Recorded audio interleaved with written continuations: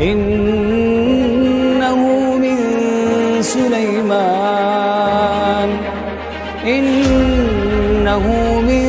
Sulaiman wa innahu bismillahirrahmanirrahim.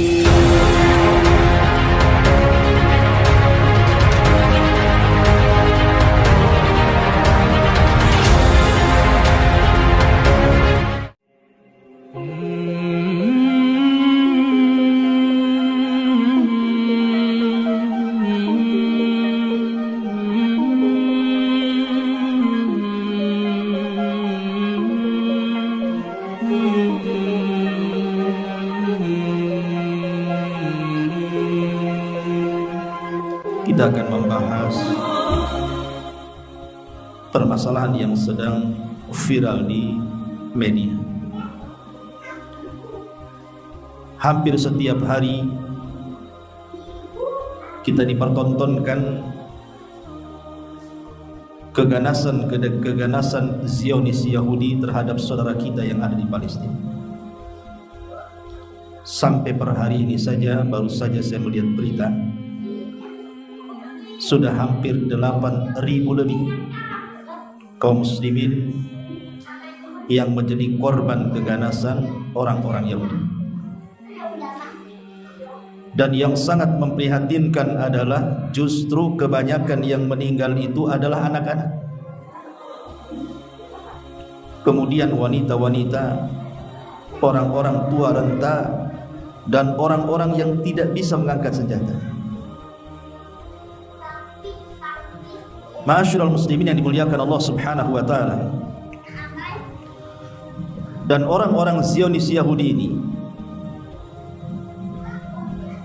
mereka mengatakan kepada dunia bahwa mereka sedang memerangi teroris. Maksudnya sedang memerangi orang-orang Hamas katanya. Tapi kenyataan yang diperangi orang-orang Zionis Yahudi ini bukan Hamas, tetapi anak-anak yang dibantai, wanita-wanita yang dibunuh, belum lagi fasilitas-fasilitas ibadah, rumah sakit, pemukiman-pemukiman warga, yang sebenarnya kebanyakan korbannya bukan dari pihak Hamas. Dari sini kita tahu bahwa sebenarnya mereka hanya menjadikan kedok saja dalam rangka memerangi Hamas, tapi hakikatnya sedang membantai kaum muslimin. Yang mereka bantai itu kaum muslim. Setiap hari mereka membantai orang Islam yang ada di Palestina itu. Kalau seandainya kita bayangkan kita berada di negeri itu, Palestina ini, ibu bapak yang dimuliakan Allah Subhanahu wa taala, adalah negeri yang dikepung dari semua arah. Susah mereka untuk keluar dari situ. Sementara apabila kemudian orang-orang Zionis Yahudi ini menyerang orang-orang Palestina, kebanyakan menggunakan pesawat-pesawat tempur, dan mereka kapanpun bisa menghujani dengan bom, sehingga kondisi saudara-saudara kita di Palestina itu tidak pernah merasa aman kehidupan. Siang ada kekhawatiran, malam ada ketakutan. Maka sebagai bentuk kepedulian kita kepada saudara-saudara kita yang ada di sana, maka malam ini kita akan coba mengupas tentang keutamaan Palestina, Masjidil Aqsa, sejarah Yahudi masuk Palestina itu kapan, apakah negeri Palestina ini memang milik orang Yahudi ataukah mereka para penjajah. Tentu sejarah-sejarah seperti ini harus kita paham supaya jangan salah paham. Ma'asyiral muslimin wal muslimat, ibu bapak yang dimuliakan Allah Subhanahu wa taala. Kita urut sejarah dulu ya. Kita mulai daripada Nabi Allah Ibrahim alaihi salatu wassalam.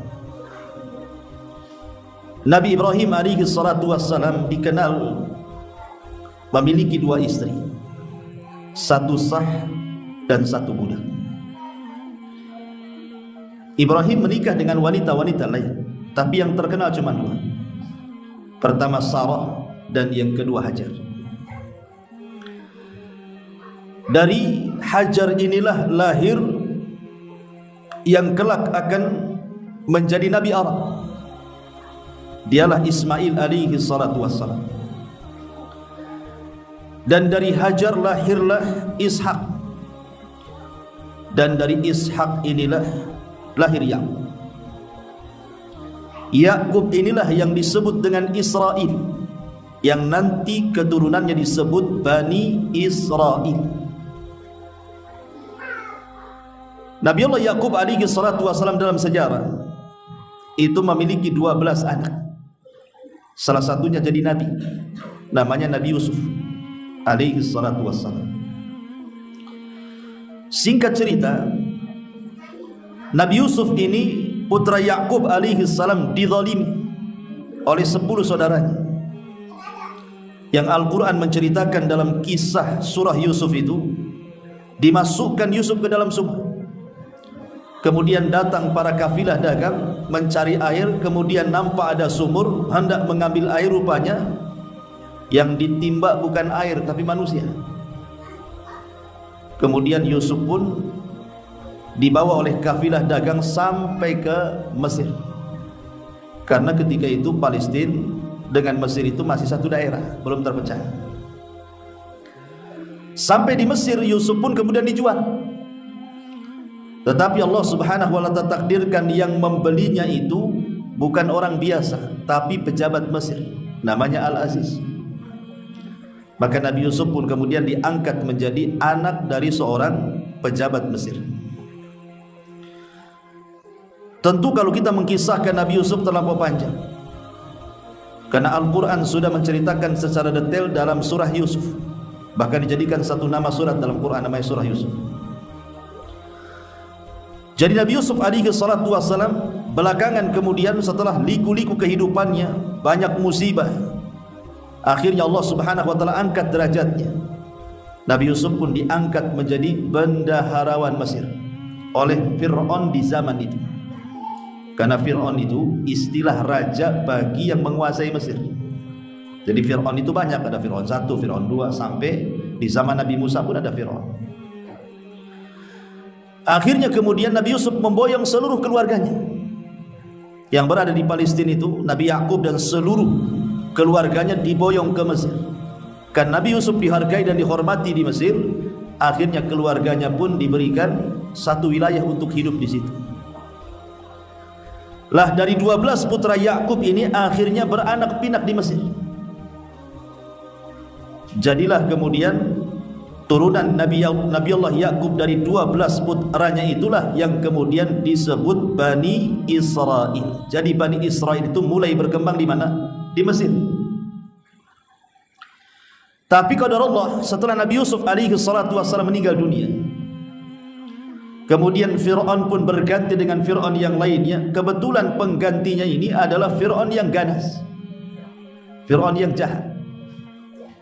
Mulailah kemudian si Fir'aun ini memperbudak Bani Israel. Kehidupan mereka dihinakan oleh Allah Azza wa Jalla, diperbudak oleh Fir'aun. Sampai kemudian di tengah-tengah Bani Israel inilah lahir seorang Nabi, Nabi yang sangat masyhur dari seluruh Nabi-Nabi Bani Israel, termasuk Ulul Azmi, Kalimur Rahman, Nabi yang diturunkan padanya Taurat, Musa alaihi salatu wassalam. Terlahir dari tubuh Bani Israel yang sedang tertindas oleh Fir'aun, yang ketika itu Fir'aun melakukan pembunuhan anak laki-laki dan membiarkan anak perempuan karena sebuah mimpi bahwa akan muncul turunan Bani Israel yang akan menumbangkan kekuasaan. Makanya Fir'aun pun tidak suka. Kemudian dibuatlah aturan anak laki-laki dibantai semuanya, anak perempuan dibiarkan. Lah saat kemudian ibunya Musa mengandung Musa, dan saat melahirkan Musa terjadi pembantaian itu. Makanya ibunya Musa kemudian meletakkan Musa dalam kotak, kemudian diletakkan di sungai Nil. Kalau menyusui, kotaknya ditarik oleh tali, disusui, kemudian diletakkan lagi. Allah takdirkan talinya pula putus. Maka kotak itu hanyut di sungai Nil sampai terdampar di istana Fir'aun. Kemudian kotak itu diambil, rupanya isinya bayi. Fir'aun ini punya istri namanya Asiyah bintu Muzahim, yang kelak akan menjadi satu di antara 4 wanita terbaik dunia atas lisan Nabi SAW.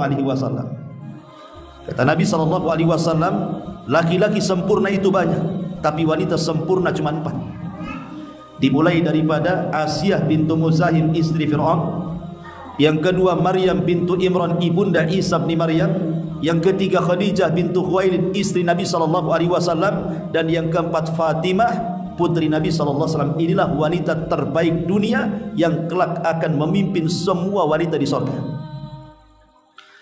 Jadi Asiyah bintu Muzahim ini melihat bayi itu langsung cinta.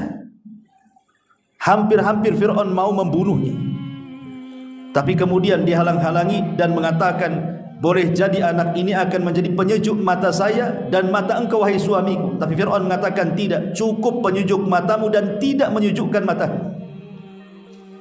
Akhirnya Musa pun dirawat di istana Fir'aun. Lihat bagaimana Allah Subhanahu wa ta'ala yang mentakdirkan semuanya. Orang yang hidup dan dirawat sampai besar di istana Fir'aun, itu pula anak yang akan menumbangkan kekuasaan Fir'aun. Fir'aun tidak sadar, dia hendak membuat makar, tapi Allah lebih baik lagi makar. Musa pun tumbuh dewasa di tengah keluarga Fir'aun. Satu hari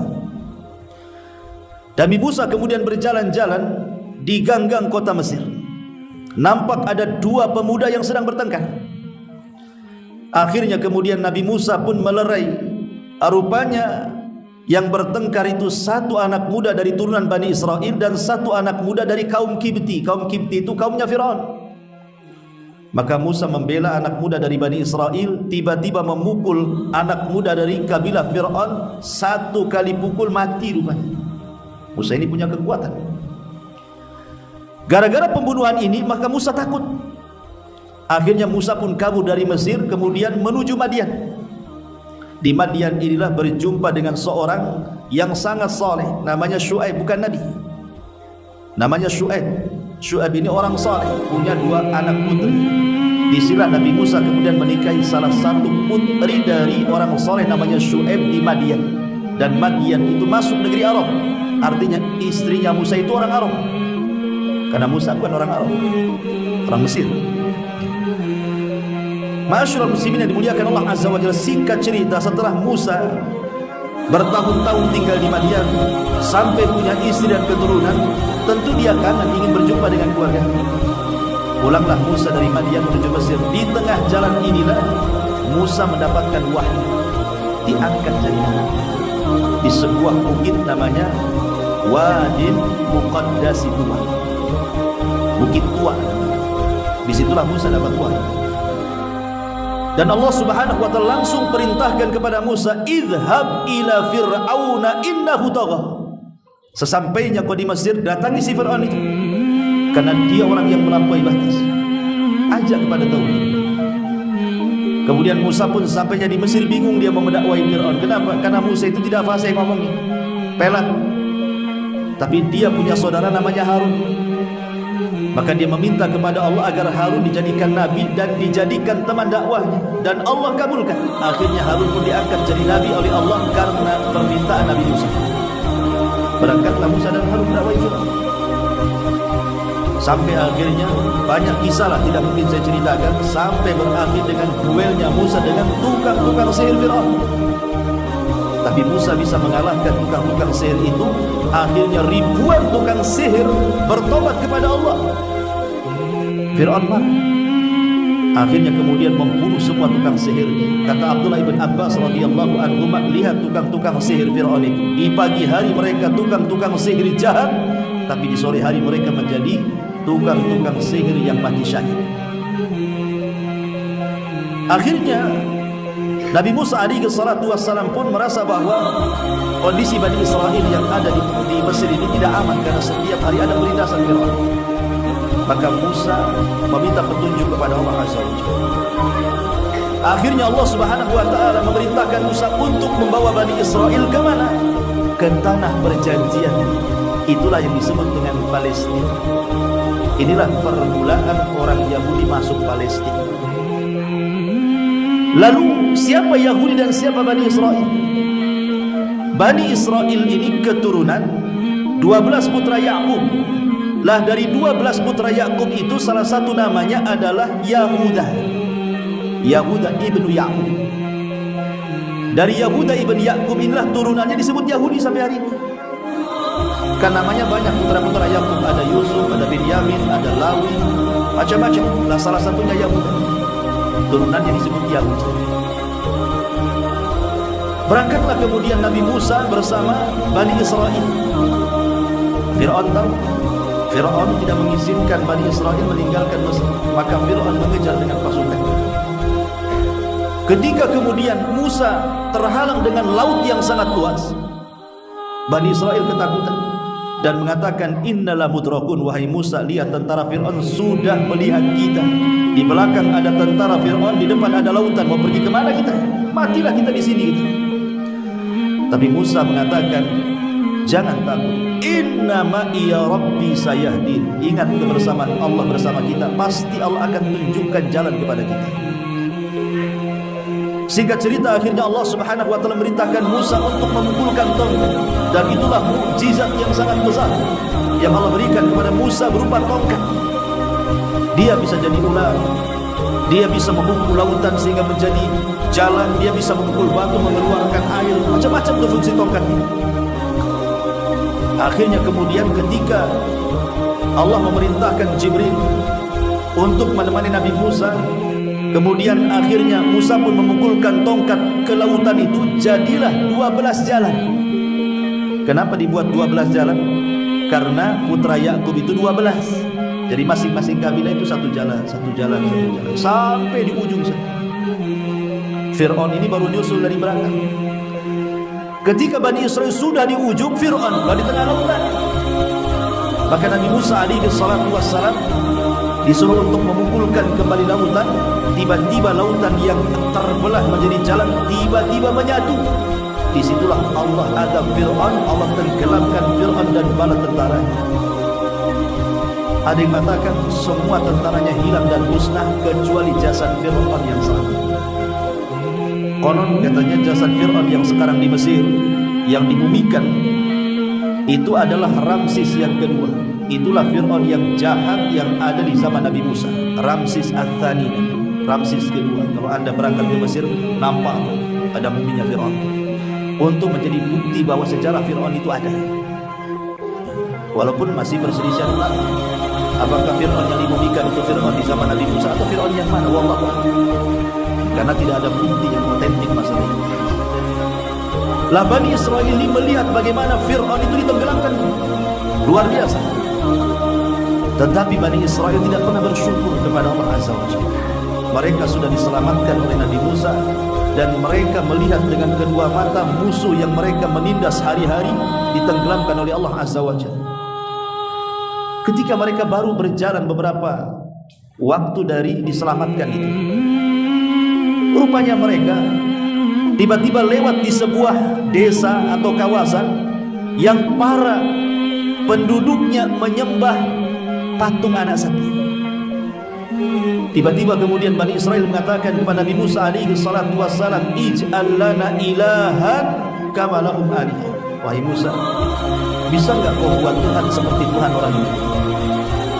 Ya, penduduknya Bani Israel baru saja dapat hidayah, mengikuti tauhid, mengikuti ajaran Musa dan Harun, tiba-tiba menyekutukan Allah lagi, meminta agar dibuatkan patung supaya mereka bisa menyembah seperti yang dilakukan orang-orang itu. Ya Musa marahlah.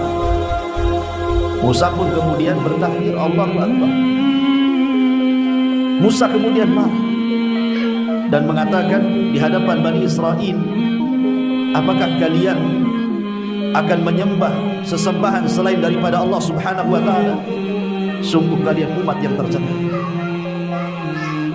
Kemudian mereka pun berjalan terus, banyak kejadian dan peristiwa di jalan itu, sampai akhirnya mereka tiba di sebuah padang pasir yang sangat luas.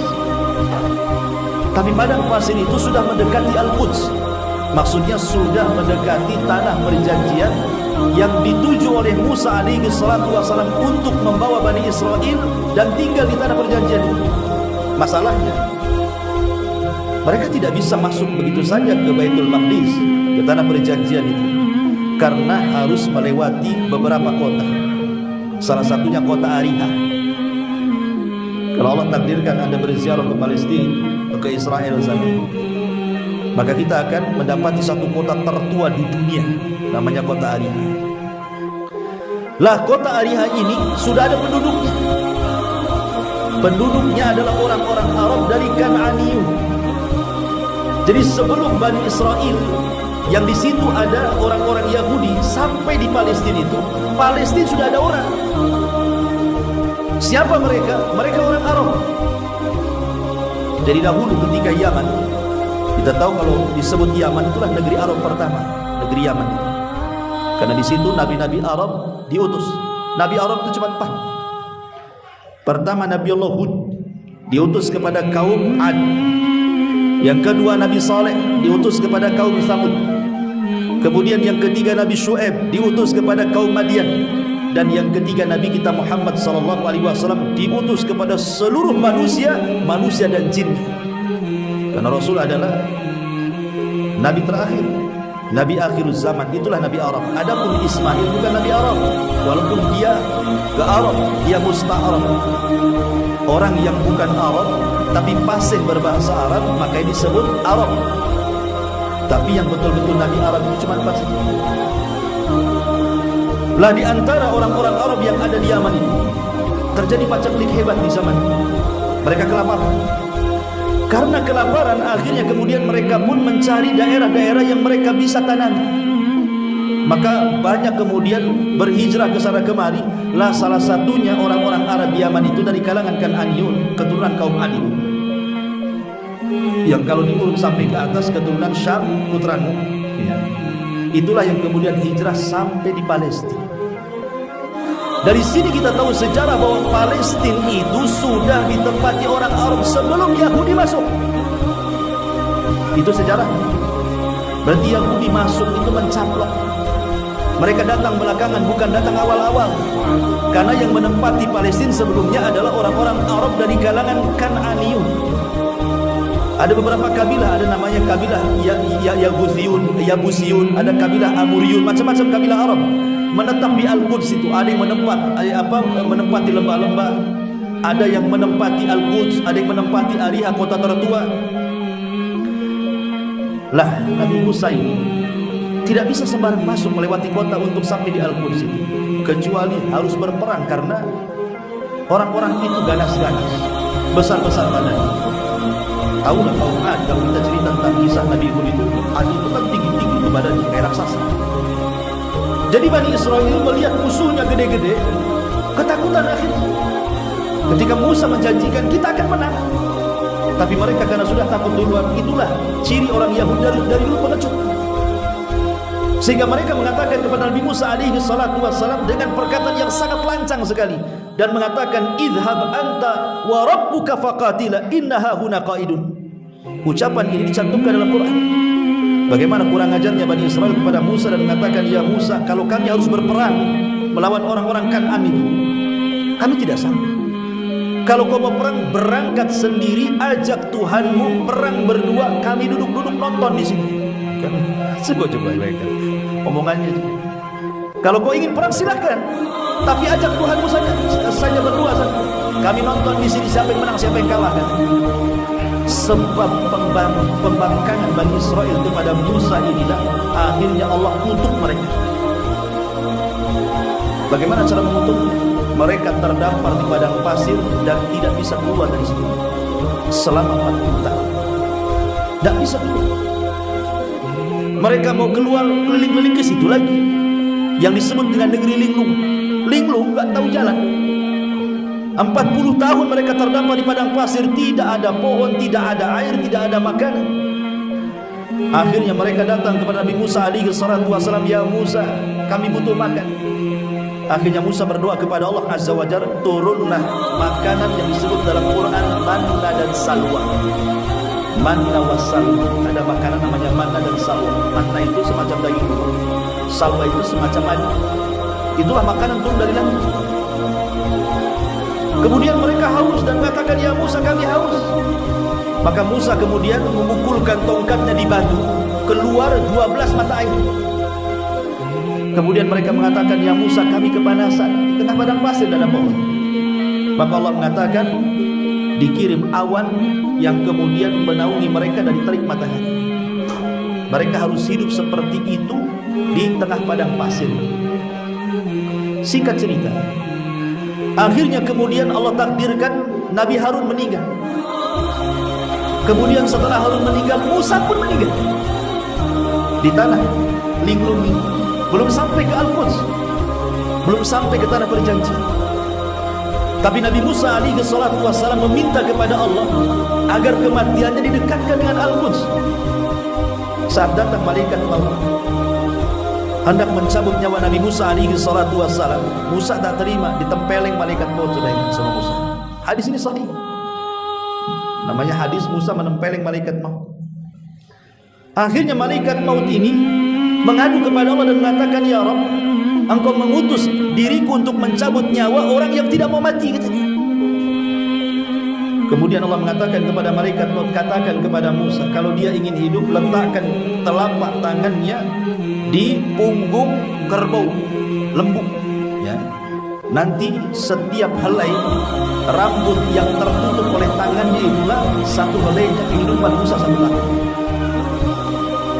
Setelah itu kemudian malaikat maut memberitahu Nabi Musa. Maka Musa pun akhirnya siap untuk meninggal. Tetapi dia meminta kepada Allah agar kematiannya didekatkan dengan Al-Quds sejauh lemparan kaki. Musa pun meninggal di Ardun Teh. Ya, Teh itu negeri Minggu di situ, tanah padang pasir. Setelah kemudian Harun meninggal, Musa meninggal, akhirnya generasi pertama para pengecut juga meninggal. Datanglah generasi para pemberani, dipimpin oleh pembantunya Nabi Musa yang pernah diajak Musa mencari Khidir. Kalau Anda membaca surah Al-Kahfi, di situ ada kisah Nabi Musa mencari Khidir untuk belajar. Lah Musa membawa pembantunya namanya Yusha ibn Nun, yang kelak akan jadi nabi dan penerus Nabi Musa. Yusha ibn Nun inilah yang kemudian mengkader anak-anak muda Bani Israel untuk melawan orang-orang Kan'aniyun dan masuk ke Baitul Maqdis. Allah takdirkan rupanya di tangan Yusha ibn Nun inilah orang-orang Kan'an kalah. Bahkan dia satu-satunya nabi yang diberikan mukjizat oleh Allah mampu menahan matahari. Jadi ketika Yusha ibn Nun berperang melawan orang-orang Kan'an itu, tiba-tiba sudah hari Jumat. Kemudian orang-orang Yahudi itu punya hari yang sakral, hari Sabtu. Orang Nasrani punya hari sakral, hari Ahad, dan orang Islam punya hari sakral, hari Jumat. Masing-masing agama punya hari yang dimuliakan, kan? Islam memuliakan hari Jumat, Nasrani memuliakan hari Ahad, Yahudi memuliakan hari Sabtu. Lah ketika kemudian di hari Jumat hampir terbenam matahari, perang ini masih berkecamuk tuh. Kalau sampai matahari tenggelam berarti masuk hari Sabtu, mereka tidak boleh melanjutkan peperangan karena hari Sabtu hari sakral, bisa kualat. Akhirnya Yusha ibn Nun minta kepada Allah Azza wa Jalla agar matahari jangan ditenggelamkan dulu. Maka Yusha ibn Nun menunjuk matahari dan mengatakan, "Ya Syamsa, anti ma'murah wa ana ma'mur." Wahai matahari, engkau diperintah Allah, aku juga diperintah Allah. Maka tahanlah, jangan tenggelam sampai kami memenangkan perang. Tiba-tiba matahari dia tidak tenggelam sampai betul-betul Yusha ibn Nun kemudian memenangkan peperangan dan berhasil masuk ke Baitul Maqdis. Berarti yang membawa Yahudi secara khusus dan secara umum Bani Israel ke Baitul Maqdis itu siapa? Yusha ibn Nun, bukan Musa. Karena Musa sudah meninggal di tanah perjanjian, ya, di tanah kita ini. Ma'asyiral muslimin yang dimuliakan Allah Azza wa Jalla. Dari sini kita tahu kenapa orang-orang yang mengagungkan tanah Palestina, wabil khusus Al-Quds, Masjidil Aqsa, karena mereka menganggap itulah tanah perjanjian yang dijanjikan Musa untuk mereka. Merasa itu tanah perjanjian. Lalu kenapa orang-orang Nasrani pun mengagungkan Al-Quds? Dan kenapa pula orang Islam juga mengagungkan Al-Quds? Jadi tiga agama ini rebutan Al-Quds, Al-Aqsa. Adapun orang-orang Yahudi karena menganggap itu tanah perjanjian mereka. Adapun orang-orang Nasrani, mereka meyakini karena Isa disalib di situ, Walaupun Islam mengingkari penyaliban Isa, karena Isa tidak pernah disalib. Isa itu diangkat ke langit dan masih dan akan turun di akhir zaman membunuh Dajjal. Tapi keyakinan orang Nasrani Isa disalib, dan tempat penyaliban itu ya di situ. Dan disitulah terakhir tempat hidangan mereka dengan Nabi Isa bin Maryam sebelum kematian menurut keyakinan orang Nasrani. Makanya kemudian Al-Quds bagi orang Nasrani pun tempat suci di situ. Karena di situ tempat penyaliban Isa, di situ tempat perjamuan terakhir mereka dengan Isa, dan Islam pun sama, punya kepentingan di Al-Quds. Kenapa? Karena di situ ada Masjidil Aqsa. Di situ ada Masjidil Aqsa, masjidnya para nabi, di mana Nabi SAW tidak bisa dipisahkan sejarah antara Masjidil Aqsa dengan sejarah Islam. Kenapa demikian? Karena masjid ini pernah jadi kiblat kita kaum muslimin. Sebelum hijrah Nabi SAW 3 tahun, Rasul itu kalau sholat menghadap Baitul Maqdis. Jadi Rasul itu kalau sholat menghadap 2 kiblat. Maksudnya gimana 2 kiblat itu? Rasul kalau sholat itu di antara 2 rukun Yaman, namanya di Ka'bah ya. Kemudian kalau mengarah ke sana itu sampai ke Palestina. Rasul itu kalau sholat Allahu Akbar, maka dia menjadikan 2 kiblat. Pertama Masjidil Haram di hadapannya, dan kalau ditelusuri sampai ke depan sana, sampailah di Al-Quds. Di Rasul kalau sebelum hijrah itu mereka sholat di Mekah itu menjadikan 2 kiblat. Tapi setelah hijrah ke Madinah kan mustahil menjadikan 2 kiblat, karena kalau menghadap Baitul Maqdis membelakangi Ka'bah, kalau menghadap Ka'bah membelakangi Baitul Maqdis. Mustahil. Kalau di Mekah masih bisa disejajarkan dalam itu. Maka Nabi SAW 3 tahun di Mekah menghadap Baitul Maqdis dan Mekah. Di Madinah Rasul masih menghadap Baitul Maqdis, tapi hanya 6 bulan. Dalam riwayat 7 bulan. Akhirnya kemudian Allah Subhanahu wa taala memalingkan kiblat dari Baitul Maqdis ke Baitullah Al-Haram. Sehingga dari sini ada ikatan 2 masjid. Pertama Masjidil Haram, yang kedua Masjidil Aqsa. Dua-duanya adalah kiblat kaum muslimin. Makanya kita tidak dipisahkan dengan Al-Aqsa sampai hari ini, bahkan sampai kiamat nanti. Singkat cerita, balik kepada kisah tadi. Akhirnya Yusha ibn Nun setelah berhasil memerangi orang-orang Arab, orang-orang Kan'an itu, maka Musa membawa Bani Israel masuk ke Al-Quds. Tapi sekali lagi Bani Israel, wabil khusus Yahudi ini, memang tidak punya adab kepada Nabi, tidak punya adab kepada Allah, tidak punya adab kepada Nabinya. Yusha ibn Nun meminta Bani Israel yang masuk ke Al-Quds itu 2 syarat. Pertama, mereka menundukkan kepala mereka. Yang kedua, mereka mengucapkan Al-Hittah. Hittah itu bahasa kitanya, ya Allah ampuni dosa-dosa kami. Tapi kemudian mereka justru bukannya menundukkan pandangan, menundukkan kepala mereka untuk menghormati Al-Quds, malah jalan dengan cara terbalik. Kemudian mereka pun mengucapkan Hintah. Hittah jadi Hintah, disebutkan dalam Quran. Kalau Hintah itu artinya ya Allah ampuni dosa kami. Kalau Hintah ya Allah minta makan. Nah, beda tuh ini ya kan, permintaan. Disuruh minta ampun malah minta makan, kurang ajar. Akhirnya kemudian mereka pun dikutuk gara-gara menghina nabinya. Turun taun, wabah, mati banyak. Tapi sejak itulah mereka menguasai Baitul Maqdis. Siapa yang membawa? Yusha ibn Nun. Masyaallah muslimin yang dimuliakan Allah Azza wa Jalla. Yusha ibn Nun yang kemudian membagi-bagi daerah. Karena ada 12 turunan Yakub, makanya dibagi-bagi jadi 12 kabilah gitu. Tetapi memang Bani Israel ini hampir secara keseluruhan, tidak semuanya, mereka kaum yang suka bertengkar, mereka kaum yang suka berperang, mereka kaum yang suka mendengki dan begitu seterusnya. Gak akur untuk satu kabilah dengan yang lain. Sampai akhirnya ketika Yusha ibn Nun meninggal dunia, mulai saling serang antara mereka. Sampai akhirnya kemudian mereka pun dijajah oleh banyak penjajah. Salah satunya adalah dijajah oleh raja yang disebut dengan Jalut. Di Quran ada namanya sejarah Talut dan Jalut dalam surah Al-Baqarah. Sampai mereka akhirnya diperbudak. Kemudian mereka meminta kepada Allah, karena ketika itu mereka dipimpin para nabi. Nabi yang terakhir memimpin mereka adalah Nabi Samuel. Maka mereka datang kepada Nabi Samuel dan mengatakan, ya Samuel, Berdoalah kepada Allah Subhanahu wa taala agar diutus kepada kami seorang raja yang bisa membebaskan kami dari tentara Jalut, kata. Maka Samuel pun kemudian berdoa kepada Allah dan mengatakan ada seorang laki-laki namanya Tolut.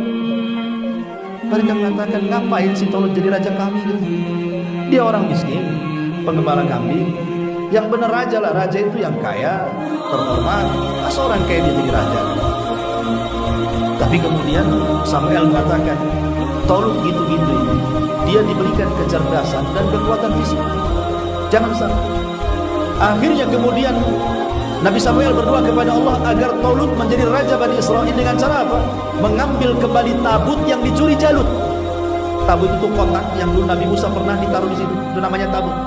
Bani Israel itu punya keyakinan kalau perang bawa kotak yang pernah ditaruh bayi Musa kecil itu pasti menang. Lah kotak itu dicuri Jalut.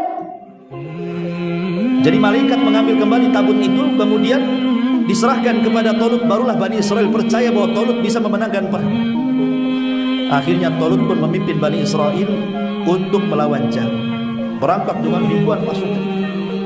Tapi diuji di tengah jalan sampai di Sungai Askolan, jangan minum kecuali hanya satu gayung saja. Tapi mereka minum banyak-banyak, lepas ambil. Rupanya yang tadinya ribuan pasukan yang berhasil mengikuti Tolut hanya 314 orang. Yang berhasil ikut perang. Salah satunya ada anak muda di tengah pasukan itu namanya Daud, yang kelak akan jadi nabi. Itu pasukannya Tolut, Daud. Lah Daud inilah yang kemudian membunuh Jalut dan dihadiahi oleh Tolut menikahi dengan puterinya, dan kalau dia mati mewarisi kekuasaannya. Akhirnya betul setelah menikah dengan putri Tolut, Tolut pun meninggal. Daud menjadi raja plus jadi nabi. Inilah sejarah pertama turunan Bani Israel jadi nabi plus jadi raja, Nabi Daud. Dan nabi satu-satunya dicintai Bani Israel. Kalau nabi-nabi itu tidak disukai oleh Bani Israel, terkadang dibunuhnya oleh mereka. Makanya Allah mengatakan yaqtulunal anbiya'a bighairil haq. Mereka itu suka membunuh para nabi tanpa ada hak yang dibenarkan. Kecuali Daud, mereka suka dengan Daud. Makanya ketika itulah puncak kekuasaan Bani Israel ketika di tangan Daud. Ketika Daud meninggal, kekuasaan jatuh ke tangan anaknya Nabiullah Sulaiman, dan itu puncak tertinggi kekuasaan Bani Israel. Kenapa? Karena Sulaiman ini dia punya keajaiban, bisa menundukkan jin, bisa menundukkan angin, bisa menundukkan awan, macam-macam mukjizat Nabi Sulaiman, sehingga dia bisa menguasai hampir separuh dunia. Maka disebutkan oleh para ulama ada 4 raja yang pernah menguasai hampir separuh dunia. 2 mukmin, 2 kafir. Yang mukmin Dzulqarnain yang disebutkan dalam surah Al-Kahfi, dan yang kedua Nabiullah Sulaiman. Yang kafir Namrud di zaman Nabi Ibrahim, dan yang kedua Buhtun Nasr yang nanti akan mencaplok mencaplok Yahudi dan meratakan Palestina serata-ratanya. Namanya Buhtun Nasr, Raja Babylon. Masyarul muslimin yang dimuliakan Allah Subhanahu wa taala. Singkat cerita, ketika Nabi Sulaiman berkuasa, itu puncak kekuasaan Bani Israel. Tapi setelah Sulaiman meninggal dunia, disinilah mulai runtuhnya Bani Israel. Mulai terpecah-pecah. Ada negara Yahudi, ada negara Israel. Ya. Kemudian belakangan mereka pun saling serang. Kemudian Allah takdirkan negara daerah yang kemudian kelompok-kelompok keturunan Yahuda Ibn Yakub yang menang, sehingga disitulah yang dikenal Yahudinya, dan anak-anak Yakub yang lainnya tidak dikenal sampai hari ini. Padahal putra Yakub kan banyak, tapi karena dia yang menguasai, dan Yahudi ini berbeda dengan anak-anak Yakub yang lainnya. Mereka merasa besar kepala. Mereka merasa bahwa mereka adalah khiratullah, manusia pilihan Allah. Mereka merasa bahwa abna'ullah, kami anak-anak Allah, kami orang-orang pilihan Allah. Sampai hari ini orang-orang Yahudi menganggap bahwa mereka itu adalah anak-anak pilihan Allah, anak-anak terbaik Allah, anak-anak yang dipilih dan dimuliakan Allah. Makanya orang Yahudi kalau memandang di luar daripada Yahudi, kecil bagi mereka, hina kita ini di mata mereka. Tapi konsep Islam tidak. Konsep Islam itu kemuliaan bukan ada pada suku atau kabilah, tapi Islam membuat konsep kemuliaan itu hanya ada pada takwa. Inna akramakum indallahi atqakum. Orang yang paling mulia di antara kalian orang yang bertakwa. Bukan karena suku ini suku itu. Makanya kemudian Allah Subhanahu wa taala menyindir orang-orang Yahudi. Kalau memang kalian adalah manusia-manusia pilihan Allah, manusia-manusia terbaik Allah, anak-anak Allah dan begitu seterusnya, kenapa Allah azab kalian? Kenapa Allah azab? Berapa banyak orang-orang Yahudi itu diazab berkali-kali oleh Allah Azza wa Jalla. Ingat kisah orang-orang Yahudi yang hidup di tepian lautan, yang mereka kemudian dilarang tidak boleh mencari ikan di hari Sabtu. Di hari lain boleh cari ikan, tapi di hari Sabtu jangan. Dan itu hari sakral. Di hari lain pula ikan tak ada. Di hari Sabtu pula ikan loncat-loncat. Akhirnya mulai digoda. Kemudian sebagian mereka mulai membuat makar, pasang jaring di hari Jumat untuk ikan di hari Sabtu diambilnya hari Ahad. Kurang ajar. Allah mau ditipu. Akhirnya ketika mereka menipu Allah seperti itu, kok tidak ada azab? Berarti bolehlah kita cari ikan di hari Sabtu. Sudah nggak ada makar-makar lagi. Sebagian mereka nyemplung betul di hari Sabtu. Ketika mereka sudah berani nyemplung di hari Sabtu, disitulah turun azab Allah Subhanahu wa taala, kunu qiradatan khasin, jadilah kalian kera-kera yang dihinakan. Mereka dikutuk jadi monyet 3 hari kemudian mati. Kalau memang keadaan anak pilihan, kenapa dikutuk jadi monyet, jadi kera, sebagiannya jadi babi, ya. Ataupun ketika Bani Israel mereka datang kepada Nabi Musa mereka datang kepada mereka munafik yang namanya Samiri. Samiri ini membuat patung anak sapi dari emas. Musa sedang pergi mengambil Taurat. Tiba-tiba 70.000 Bani Israel murtad, ikut menyembah patung anak sapi yang dibuat Samiri. Ketika Musa datang bawa Taurat, marah Musa. Hanya ditinggal 40 hari kalian murtad. Coba bayangkan, 40 hari ditinggal jadi murtad Bani Israel. Makanya kemudian Musa alaihi salatu wassalam mengatakan, kalian harus mengikuti ajaran Taurat. Mereka mengatakan, tengok Musa, kalau ringan kami laksanakan, kalau berat ya nanti dulu, katanya. Bayangkan. Maka Islam tidak demikian. Islam itu mengajarkan ringan berat, kalau perintah Allah sami'na wa ata'na. Itulah kita. Tapi orang-orang Bani Israel, wabil khusus Yahudi itu malah menawar-nawar hukum. Ya kalau ringan kami laksanakan, kalau berat ya tunggu dulu. Maka Musa marah.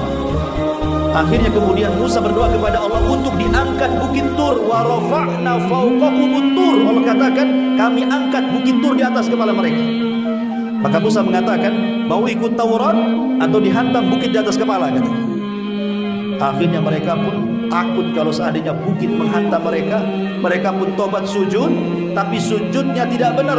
Pipinya ngadap ke langit, separohnya meletakkan di bumi, karena takut bukitnya nimpa mereka. Maka sampai hari ini lihat sujudnya Yahudi, hanya separuh pipi saja.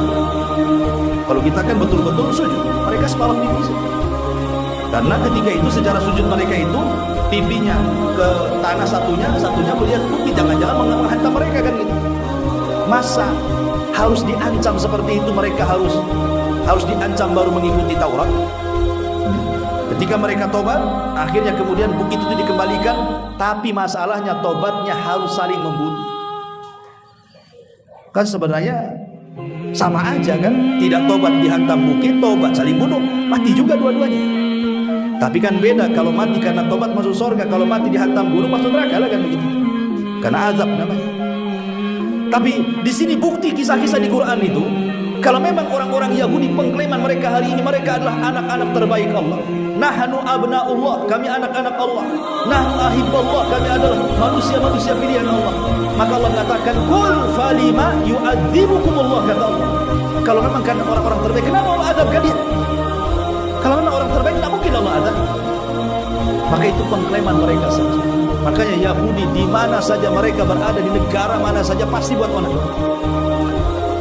Sebelum mereka punya negara yang disebut Israel hari ini, Yahudi kan terpencar-pencar di mana-mana. Ada di Australia, ada di Jerman, ada di Inggris, ada di Eropa. Semuanya buat masalah, tidak disukai. Masyaallah muslimin yang dimuliakan Allah Azza wa Jalla, masuknya Yahudi belakangan ke Palestina ini kan ini akal-akalannya Inggris saja. Setelah Perang Dunia Pertama, kemudian Inggris menang, kemudian Inggris pun sepihak meletakkan orang-orang Yahudi yang ada di Eropa supaya mereka punya negara, itulah yang mencaplok tanah Palestina. Ditambah-tambah ketika Perang Dunia Kedua Jerman menang, maka dibantai orang-orang Yahudi di Eropa, mereka lari, akhirnya gabung di Israel sampai hari ini. Jadi mereka secuil tidak punya tanah. Itu semua tanahnya orang Islam. Mereka menjajah di situ sampai hampir 70 tahun lebih, hampir 1 abad kalau sekarang. Dari mulai Perang Dunia I, Perang Dunia Kedua sampai hari ini, ya sekitar 100 tahun kurang lebih. Tapi lihat bagaimana pembantaian mereka, sudah mencaplok tanah orang, dibantai pula pemilik tanahnya. Analoginya seperti ini. Anda sebagai tamu di rumah saya, tiba-tiba Anda kemudian menguasai rumah saya, dibunuh pula tuan rumahnya. Itulah Yahudi juga itu. Sudah mengambil tanahnya orang Palestina, dibantai pula Palestina. Kemudian dicaplok sedikit. Dari 100% tanah orang Palestina itu tinggal 15%. Bayang, tinggal 15%. Itulah tanah yang dikuasai orang-orang Islam Palestina. 85% itu dikuasai Yahudi hari ini. Sudah mencaplok, ambil banyak lagi. Habis itu dibantainya lagi kaum muslimin. Masyaallah muslimin yang dimuliakan Allah Subhanahu wa taala. Baik sedikit, kita sudah punya gambaran bagaimana sejarah Bani Israel dan Yahudi masuk Palestina. Dan siapa penghuni pertama tanah Palestina? Orang-orang Arab dari kalangan Kan'ani, orang-orang Yaman. Jadi mereka masuk belakangan. Terakhir kemudian setelah, karena mereka itu banyaknya penyimpangan kepada Allah dan mengatakan Allah fakir, kami kaya, Allah terbelenggu, macam-macam mereka, Allah aja dihinanya. Makanya satu hari Nabi Musa alaihi salatu wasallam pernah tidak tahan dengan hinaan Bani Israel, mengadu kepada Allah, ya Rabb, kenapa Bani Israel mereka mencela aku seperti ini? Maka Allah mengatakan, ya Musa, jangan lagi engkau, aku aja kena celaan gitu.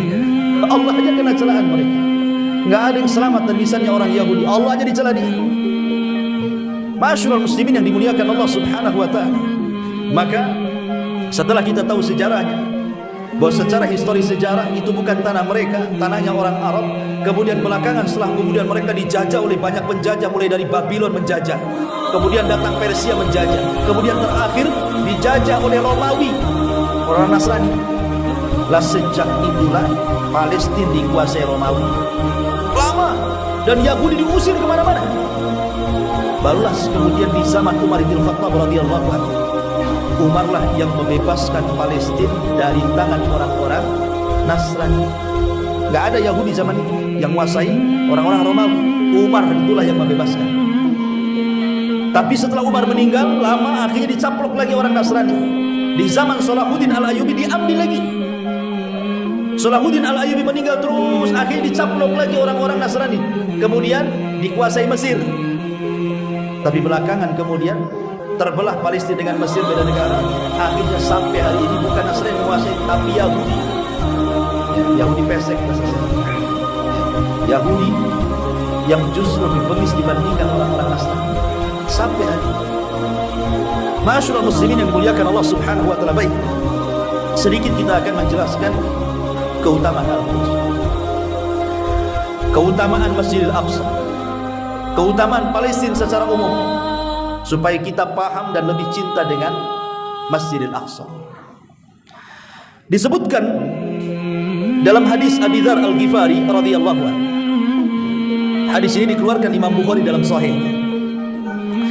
Abi Dzar Al-Ghifari ini bertanya kepada Nabi sallallahu alaihi wasallam, "Ya Rasulullah, ayyul masjid wudi'a fil ardil awwal?"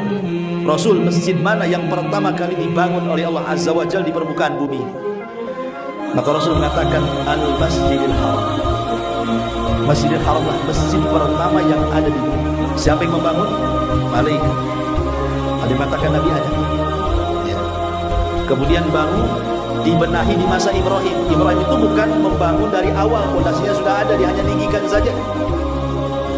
Begitu juga Nabi Sulaiman ketika mendirikan Masjidil Aqsa, bukan membangun dari awal, dia hanya mendirikan saja karena sudah ada fondasinya. Kemudian Abi Dzar bertanya lagi, kemudian setelah Masjidil Haram, masjid mana lagi? Maka Rasul mengatakan Masjidil Aqsa. Dari sini kita tahu bahwa masjid kedua yang dibangun di atas permukaan bumi setelah Haram adalah Masjidil Aqsa. Kemudian Abi Dzar bertanya, berapa cara pembangunan? Maka Rasul mengatakan arba'una sanatan, 40 tahun. Masjidil Haram dibangun 40 tahunnya baru Masjidil Aqsa. Itulah masjid pertama yang ada di bumi. Artinya kalau Mekah dengan Haram itulah tanah yang pertama kali Allah diibadahi di situ. Dan tanah Al-Aqsa itulah tanah kedua Allah diibadahi di situ. Kalau Masjid Nabawi ini kan belakangan di masa Nabi. Itu pun bukan masjid pertama yang dibangun Nabi, karena ketika hijrah Nabi singgah di Kuba, bangun Masjid Kuba. Baru setelah ke Madinah bangun Masjid Nabawi. Tapi keutamaannya walaupun dibangun belakangan, tetap Masjidil Haram nomor 1, Masjid Nabawi nomor 2, Masjid Aqsa nomor 3. Karena siapa yang sholat di Masjidil Haram sama dengan sholat 100.000 kali sholat di masjid ini. Jadi kalau anda haji atau umrah, menyempatkan diri sholat sunnah, anggaplah sunnah, sholat sunnah tahiyatul masjid di Masjidil Haram ini, maka sama dengan sholat sunnah tahiyatul masjid di masjid ini 100.000 kali sholat. Kalau sholat wajib namanya sholat maghrib di Masjidil Haram 1 kali, itu sama dengan sholat maghrib di masjid ini 100.000 kali sholat. Itu keutamaan Masjidil Haram. Kalau Masjid Nabawi beda lagi, siapa yang sholat di Masjid Nabawi 1 kali sholat sama dengan 1.000 kali sholat di masjid ini. Kalau Masjidil Haram kan 100.000, banyak. Kalau di Masjid Nabawi 1.000 ya. Kalau di Masjidil Aqsa ada 2 riwayat. Riwayat yang pertama 500 kali sholat di Masjidil Aqsa sama dengan 500 kali sholat di masjid ini. Riwayat yang lain dia mendapatkan 1/4 dari pahala orang sholat di Masjid Nabawi. Tadi saya katakan di Masjid Nabawi berapa? 1.000. Kalau dibagi 4 berarti 250. Berarti sholat di Masjidil Aqsa sama dengan sholat 250 kali di masjid ini. Jadi ada 2 riwayat, ada yang mengatakan 500, ada yang mengatakan 250. Walaupun yang sahih hadisnya adalah yang mengatakan 250. Adapun yang 500 dilemahkan para ulama. Intinya bahwa Masjidil Aqsa itu masjid kedua yang ada di permukaan bumi setelah Masjidil Haram. Dari sini kita tahu ini masjid bersejarah. Dan yang meninggikan Masjidil Aqsa adalah Nabi Allah Sulaiman. Sebagaimana Nabi Ibrahim meninggikan Masjidil Haram. Ketika Nabi Ibrahim kemudian melihat putranya Ismail sudah besar, akhirnya Allah memerintahkan agar Nabi Ibrahim membangun Ka'bah. Nah, itulah Masjidil Haram, Ka'bah. Setelah selesai, maka kemudian Nabi Ibrahim menyeru kepada manusia untuk haji, dan syariat haji sampai hari ini. Tapi kalau di Palestina itu yang meninggikan Masjidil Aqsa siapa? Nabi Allah Sulaiman. Makanya kemudian mereka orang-orang Yahudi sampai hari ini mengklaim bahwa Haikal Sulaiman itulah haikal yang mereka tunggu-tunggu. Kalau sudah ketemu tuh pondasi Masjidil Aqsa yang dibangun oleh Nabi Sulaiman, maka mereka akan membangun kembali, dan disitulah kejayaan Yahudi kata mereka. Dan ada yang mengatakan bahwa haikal itu tinggal sedikit, yang disebut dengan dinding ratapan. Yang dulu ketika Rasul Isra Mi'raj, dinding ratapan itu menjadi ikatan buruk yang dibawa Nabi. Jadi tunggangannya. Jadi sebelum Rasul naik ke Sidratul Muntaha, buruknya diikat di situ di tembok ratapan itu. Nah, sekarang jadi tempat peribadatan orang Yahudi, tempat ratapan di sini. Orang Yahudi meyakini itulah haikal Sulaiman, padahal mereka sedang menyebarkan hoax. Sebenarnya tidak ada haikal Sulaiman, sehingga mereka berusaha ngomong kepada dunia di sini haikal Sulaiman. Makanya Masjidil Aqsa itu bawahnya sudah lobang. Kalau banyak orang sholat itu bisa ambruk, karena oleh orang-orang Zionis Yahudi itu dilobangi itu di bawah Masjidil Aqsa itu. Untuk apa? Mencari pondasi Masjidil Aqsa yang pernah dibangun oleh Nabi Allah Sulaiman, yang disebut dengan haikal.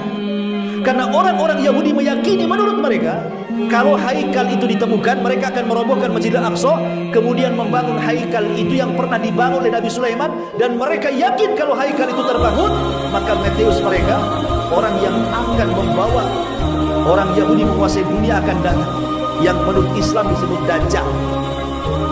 Dajjal itulah pemimpin Yahudi. Mereka menunggu Dajjal untuk memimpin mereka. Makanya dalam hadis yang panjang, Dajjal itu pertama kali muncul, siapa yang mengikuti? 70.000 Yahudi Asfahan. Muncul di Khorasan, Iran, dan akan mati di tengah kota Israel yang disebut Babilud. Begitu hadisnya. Ya. Masyaallah muslimin yang dimuliakan Allah Subhanahu wa taala. Maka dari sini kita tahu bahwa ketika Nabi Sulaiman membangun Masjidil Aqsa, Nabi Sulaiman meminta 3 perkara. 1, agar hukum pemerintahannya cocok dengan hukum Allah dan Allah kabulkan. 2, agar pemerintahannya atau kekuasaannya yang begitu luas sampai hampir separuh dunia dikuasai tidak diberikan dan tidak diwariskan kepada orang setelahnya, dan Allah kabulkan.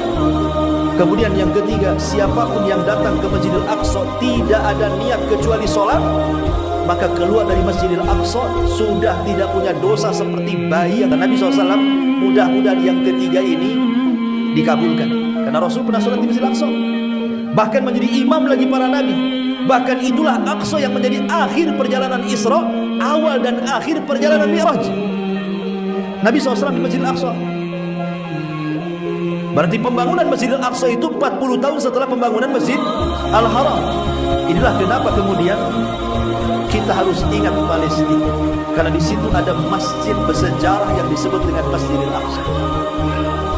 Ma'asyiral muslimin yang dimuliakan Allah Azza wa Jalla. Kedua, secara umum, baik secara umum atau secara khusus, Al-Quds itu tempat yang diberkahi. Dan itu disebutkan di dalam Al-Quran surah Isra, kan? Di mana Allah Subhanahu wa taala berfirman dalam Al-Quran, Subhanalladzi asra bi'abdihi lailan minal masjidil haram ilal masjidil aqsa alladzi barakna haulahu linuriyahu min ayatihi. Maha suci Allah yang telah memperjalankan Rasul di malam hari dari Masjidil Haram ke Masjidil Aqsa, itu disebut Isra. Karena Mi'raj itu artinya Rasul naik dari Masjidil Aqsa ke Sidratil Muntaha. Jadi ada 2 peristiwa, satu Isra, satu Mi'raj. Mi'raj itu perjalanan malam. Kalau Anda ini jalan-jalan malam-malam, dalam bahasa disebut Isra. Jadi Rasul melakukan perjalanan malam dari Masjidil Haram ke Masjidil Aqsa dengan buruk. Kemudian buruk ditambat di tanah, di dinding ratapan. Kemudian Rasul naik ke langit di bawah Jibril sampai menembus langit pertama, kedua. Pertama berjumpa dengan Adam, langit kedua berjumpa dengan Isa dan Harun, langit ketiga berjumpa dengan Nabi Yusuf, langit keempat berjumpa dengan Nabi Idris, langit kelima berjumpa dengan Nabi Harun, langit keenam berjumpa dengan Nabi Musa, langit terakhir berjumpa dengan Ibrahim, baru ke Sidratil Muntaha. Baru kemudian turun menjadi imam para nabi. Ma'asyiral muslimin yang dimuliakan Allah Azza wa Jalla, lah Aqsa Al-Quds itu adalah negeri yang disucikan. Bahkan didoakan secara khusus oleh Nabi SAW, tuba lisyam, beruntung orang-orang Syam. Allahumma barik li Syamina, ya Allah berkahi Syam kami. Dan Palestina bagian daripada Syam, bahkan jantung kotanya Syam. Jadi itu negeri yang diberkahi. Ketika Nabi SAW mengatakan beruntung orang-orang Syam, sahabat bertanya, kenapa wahai Rasul? Maka Rasul mengatakan, karena malaikat mengepak-ngepakkan sayap di langit Syam, Palestina, kemudian mendoakan kebaikan kepada para penghuninya. Para malaikat berterbangan di atas negeri Syam. Dan tidak ada riwayat para malaikat mengepak-ngepakkan sayap di negeri Indonesia, kan gitu. Yang ada di sana. Tapi malaikat mengepakkan itu kan hanya di majelis-majelis tertentu, kayak sekarang nih majelis ilmu, datang malaikat ngepak-ngepak sayap di atas kita sambil mendoakan agar dosa-dosa kita diampuni. Bayangkan enaknya hadir di majelis taklim itu, datang bawa dosa, duduk dengerin, pulang hilang dosa, kan enak. Ustaz yang ngantuk gimana? Insya Allah yang ngantuk juga. Tapi yang jelas bahwa Nabi SAW mengatakan apabila selesai majlis, apa kata Rasul? Qumu maghfuran lakum. Berdiri kalian, pergi kalian. Kalian sudah diampuni dosanya. Hanya sebatas duduk di majlis taklim, pulang gak bawa dosa. Kan enak. Hari-hari kita melakukan dosa, istighfar aja jarang, apalagi tobat. Sudah malas pula hadir di majlis taklim. Makinlah banyak dosa dia. Ma'asyiral muslimin yang dimuliakan Allah Subhanahu wa taala. Jadi negeri Syam atau Palestina secara khusus, lebih khusus lagi Al-Quds, adalah negeri yang diberkahi, negeri yang disucikan. Bahkan selain daripada tempat kiblat, bahwa disitulah tempat negerinya para nabi. Ingat, nabi itu banyak jumlahnya. Dalam hadis Abi Dzar Al-Ghifari ketika ditanya, Rasul-Rasul berapa sih jumlah nabi dan berapa jumlah Rasul?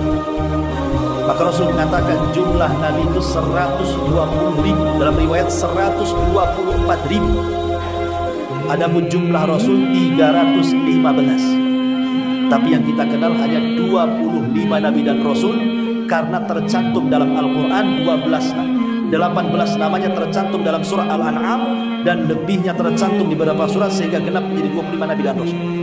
Itu yang kita kenal. Yang tidak kita kenal banyak, 120.000 dan riwayat 124.000, dan Rasul itu 315. Dari 120.000 dan riwayat 124.000 Nabi, 315 Rasul dikerucutkan. Yang kita kenal 25 Nabi dan Rasul. Dari 25 Nabi dan Rasul dikerucutkan, ada namanya Ulul Azmi. Ulul Azmi, Nabi dan Rasul pilihan, Nuh, Ibrahim, Musa, Isa, Muhammad, itu namanya Ulul Azmi. Dari Ulul Azmi dikerucutkan lagi, ada namanya Khalilur Rahman, Nabi-Nabi yang disebut kekasih Allah, dan itu cuma 2, Ibrahim dan Nabi kita Muhammad SAW. Dari 2 Khalilur Rahman hanya dipilih 1 yang akan menjadi pemimpin para Nabi dan Rasul. Itulah Nabi kita Muhammad Sallallahu Alaihi Wasallam yang disebut Sayyidul Anbiya wal Mursalin, pemimpinnya para Nabi dan Rasul. Lah, Nabi yang begitu banyak itu kebanyakan diutus di mana? Di Syam, Palestina. Ribuan para Nabi di situ.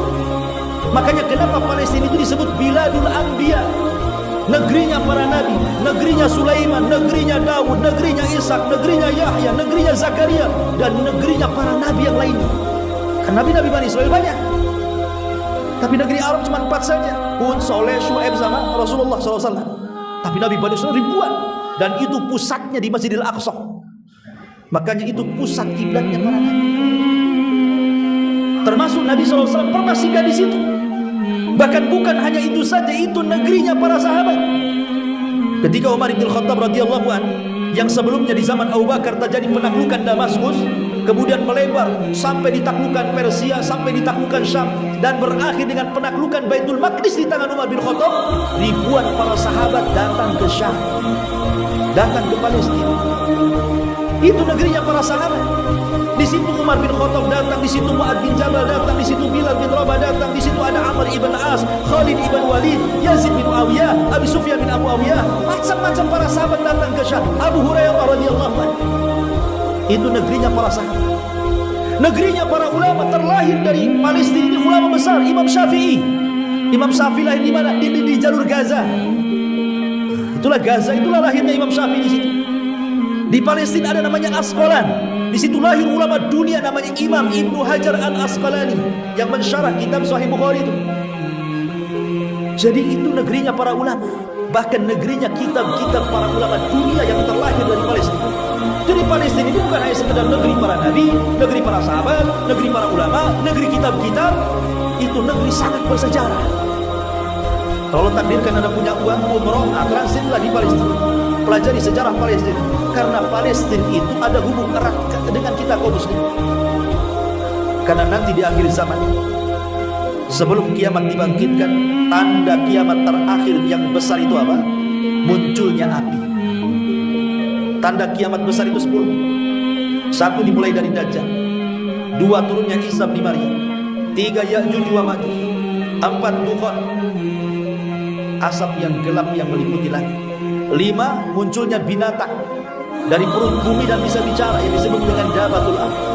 5 terjadi matahari terbit dari arah barat, tidak ada lagi tobat yang diterima. Kemudian nomor 7 gempa dari arah barat, 8 gempa dari arah timur, 9 gempa dari Jazirah Arab, dan yang terakhir muncul api.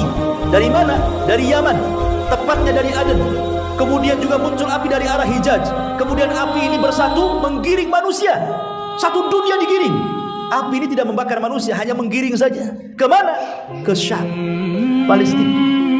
Ketika manusia sudah ada di Palestina semuanya, satu dunia ini, kemudian Allah kirim angin sepoi-sepoi, kemudian masuk ke tiang orang-orang yang beriman walaupun hanya memiliki iman sebiji daron. Kemudian Allah wafatkan, sehingga tidak ada orang yang beriman yang hidup ketika itu, hanya orang kafir saja yang hidup. Kata Nabi SAW, la taqumus sa'ah illa ala syiraril khalqi. Tidak mungkin ditegakkan kiamat kecuali menimpa kepada orang yang paling buruk, karena ketika terjadi kiamat hanya menimpa orang kafir, orang beriman sudah hidup. Ya. Jadi Syam itulah, Palestina itulah, nanti disitulah negeri mahsyar, negeri berkumpulnya manusia. Dan nanti setelah kiamat dibangkitkan di Palestina, khususnya di Masjidil Aqsa di sini, Disitulah telaganya Nabi SAW. Yang disebutkan hadis telaga yang panjang. Ma'asyiral muslimin yang dimuliakan Allah Subhanahu wa taala. Jadi Palestina adalah negerinya para nabi, negerinya para sahabat, negerinya para ulama, negerinya kitab-kitab. Bahkan kita tahu bahwa banyak peristiwa-peristiwa di akhir zaman yang luar biasa, karena nanti di akhir zaman akan menjadi kekuatan besar kaum muslimin dan terfokus kekhilafahan di Palestina. Ingat, ketika munculnya Al-Mahdi Al-Muntadhar, Imam Mahdi yang ditunggu-tunggu oleh ahli sunnah wal jamaah, namanya Muhammad ibn Abdullah, yang akan memimpin kaum muslimin satu dunia.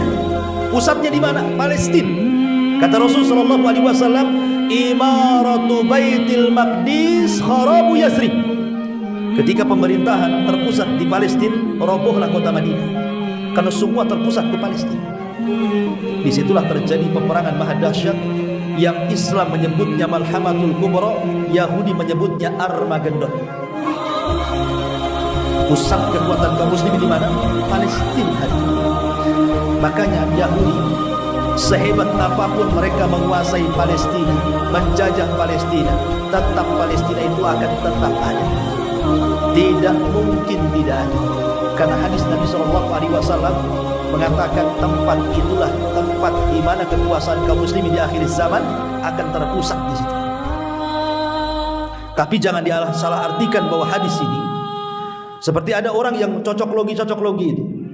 Ini kalau Palestina menang, merdeka, wah kiamat. Siapa bilang? Ya. Palestina itu dari dulu pernah dikuasai kaum muslimin, lepas dari kaum muslimin, dikuasai kaum muslimin, lepas dari kaum muslimin. Tak ada kiamat. Umar bin Khattab menguasai Palestina, kemudian diambil lagi oleh Salabiyun. Salahuddin Al-Ayyubi menguasai Palestina, diambil lagi oleh Salabiyun. Kemudian Mesir menguasai Palestina, sekarang diambil orang Yahudi. Sekarang kalaupun Palestina meninggal, merdeka, entah kapan dijajah lagi, merdeka dijajah lagi. Kapan kiamat? Tak bisa main kemudian prediksi kapan kiamat. Ini kalau Palestina merdeka, kiamat dari mana kita tahu? Kiamat itu yang tahu hanya Allah. Jangan memprediksi sesuatu yang tidak ada ilmunya kita di sini. Jibril bertanya kepada Rasul, Muhammad kapan kiamat? Kata Jibril, mal mas'ulu anha bi'a'lama minas sa'il. Orang yang ditanya tidak lebih paham daripada orang yang bertanya. Maknanya aku dan engkau Jibril tak tahu kiamat kapan. Jangan prediksi sesuatu yang tidak ada, ya, yang gaib, yang hanya Allah yang tahu. Makanya ketika Arab Badu datang kepada Rasul mengatakan, ya Rasulullah kapan kiamat?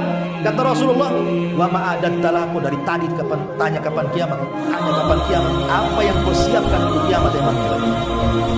Jadi jangan bertanya kapan kiamat, tetapi pertanyaannya apa yang sudah Anda siapkan untuk kiamat ini? Sudahkah sholat 5 waktu? Sudahkah menghatamkan Quran? Sudahkah sedekah? Sudahkah ini mengharap pula kemudian kiamat datang mendekat? Ya Allah, merdekakan Palestina biar cepat kiamat. Gimana cara berpikirnya? Dah siap Anda ini dengan kiamat? Ada banyak amalannya saja. Ma'asyiral muslimin yang dimuliakan Allah Azza wa Jalla, kalau Palestina merdeka, alhamdulillah kita bersyukur. Tapi jangan dikait-kaitkan dengan kiamat. Karena diutusnya Rasul saja, kata Rasul, saya dengan kiamat itu seperti ini, kata Rasul. Artinya diutusnya Rasul dengan kiamat itu sudah dekat sebenarnya. Kenapa sudah dekat? Karena dia nabi terakhir dan umatnya umat terakhir. Artinya tidak ada nabi lagi, tidak ada umat lagi. Kiamat kan begitu. Tapi sampai ada tak kiamat? Kiamat itu ada proses, ada namanya tanda-tanda kiamat kecil, dan 90% hampir semua sudah terjadi. Hanya 10% saja belum terjadi. Kemudian di sana ada tanda-tanda kiamat besar yang saya sebutkan 10 tanda tadi, dan itu semua belum terjadi. Kemudian dikaitkan kemerdekaan Palestina dengan kiamat. Mana ujung timur dan barat ketemu itu namanya. Cara memahami tidak seperti itu. Kalau Palestina mereka, alhamdulillah. Tapi Palestina itu akan tetap dijajah. Mungkin merdeka nanti dijajah lagi. Mereka dijajah. Seperti itu saja. Sampai nanti Allah Subhanahu wa taala bangkitkan seorang yang namanya sama dengan namaku Muhammad, nama bapaknya sama dengan nama bapakku Abdullah. Itulah yang disebut dengan Al-Mahdi Al-Muntadhar, Imam Mahdi yang ditunggu-tunggu kaum muslimin, yang entah kapan datangnya. Sampai ada juga yang prediksi, Al-Mahdi sudah ada di tengah-tengah orang Palestina. Kalau ini menghayal lagi. Ntar lagi Imam Mahdi ada di tengah-tengah Palestina. Jangan menghayal, ya. Karena bagaimanapun semua itu rahasia Allah Azza wa Jalla. Itu kan hal-hal yang sifatnya gaib, kita perlu beriman saja. Tidak usah cocok logi prediksi. Yang jelas kita doakan saudara kita supaya orang-orang Palestina dimenangkan oleh Allah. Doakan kepada saudara-saudari di Palestina supaya dijaga Allah, supaya mereka dilindungi oleh Allah Subhanahu wa taala, supaya musuh-musuhnya Zionis-Yahudi dikalahkan. Dan kalau kita bisa berdoa-berdoalah di tempat-tempat mustajab. Kalau punya dana, kirimkan dananya untuk mereka. Dan juga menyebarkan berita-berita yang sahih. Jangan menyebar berita hoax tentang Palestina. Ajarkan kepada anak-anak seperti sejarah yang tadi saya sebutkan tadi. Bagaimana sejarah Palestina dari awal sampai akhir, terutama Masjid Al-Aqsa, supaya anak-anak kita itu paham bahwa Masjid Al-Aqsa tetap di dada-dada kita. Walaupun kita sudah meninggal, tapi anak-anak kita punya pengetahuan sehingga tidak melupakan saudara kita yang ada di sana. Ya, itulah pentingnya ilmu di sini. Wallahu a'lam bishawab. Ma'asyiral muslimin yang dimuliakan Allah Azza wa Jalla, masih banyak pembahasan sebenarnya, tapi juga karena waktu sudah jam 9. Mudah-mudahan ada manfaatnya. Yang sedikit ini, subhanakallah bihamdika, asyhadu an la ilaha illa anta astaghfiruka wa atubu ilaik. Allahu ta'ala alam.